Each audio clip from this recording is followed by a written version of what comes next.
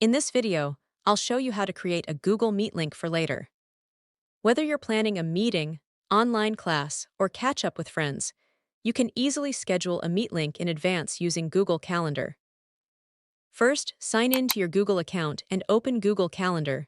Once you're there, click the Create button in the top left corner and select Event.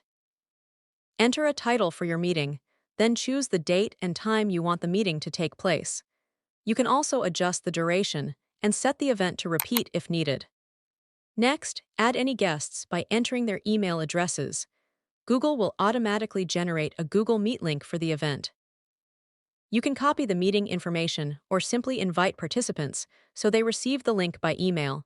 Once everything is set up, click Save and send the invitations.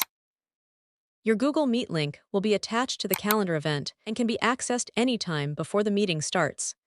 That's how you can create a Google Meet link for later. If you found this guide helpful, don't forget to like, share, and subscribe for more useful tutorials.